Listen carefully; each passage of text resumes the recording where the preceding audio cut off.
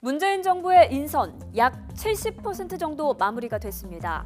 문재인표 인사 스타일은 파격과 안정, 개혁과 통합의 모습으로 나타나고 있다는 평가인데요.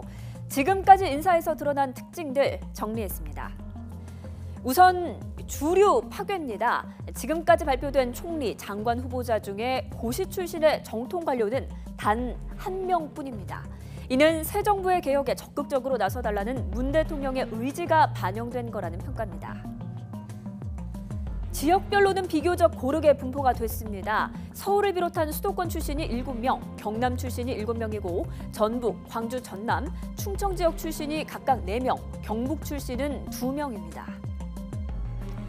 그리고 또 두드러진 특징은 전임 정부에서 이른바 찬밥 신세였던 인물들이 새 정부에서 화려하게 부활했다는 점입니다.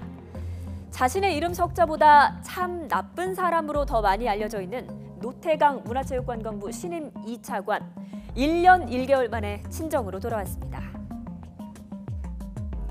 문체부 체육국장 시절 대한승마협회 감사를 맡았을 때 정유라 씨와 관련된 승마대회 의혹을 조사하면서 청와대 입맛에 맞지 않는 감사 결과를 내놔서 밉보였었죠.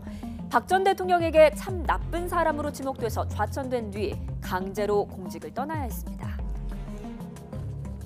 후회는 되지 않습니다. 왜냐하면 사안 자체는 굉장히 간단한 사항이고요. 사실대로 보고하는 것이 당연했었고 뭐 자꾸 소신 얘기들도 하고 하시는데 그건 소신까지 갈 것도 없고 그냥 공무원으로서 당연한 일이었습니다.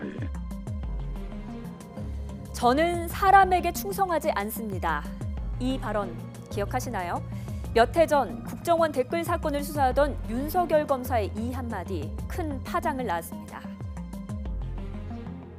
수사하는 사람들이 느끼기에 이게 좀 정당하고 합당하지 않고 좀 이게 좀 도가 지나쳤다라고 한다면 수사하는 사람들은 그런 것을 외압이라고 느낍니다.